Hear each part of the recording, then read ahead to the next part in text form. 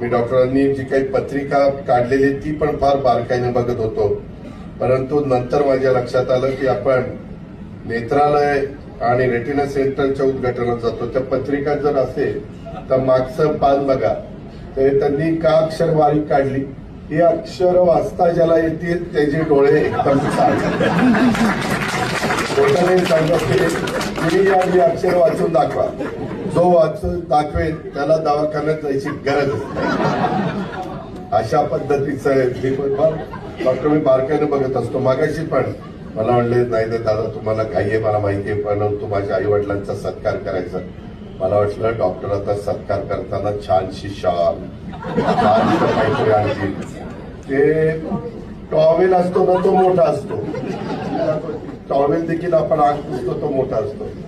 मला म्हणलं दवाखान्यात कुठं काटकसर झाली नाही, काही प्रत्येक गोष्टी केल्या, परंतु वडिलांना शॉर्ट टाकताना फार डॉक्टर काटकसर ही वागणं बरं नव्हतं. त्यामध्ये डॉक्टर शेवटी या आई वडिलांनी तुम्हाला जन्म दिला म्हणून तुम्ही हे सगळं बघू शकला, म्हणून तुम्हाला ती डिंपल मिळाली, बरं झालं. असं करू नका डॉक्टर.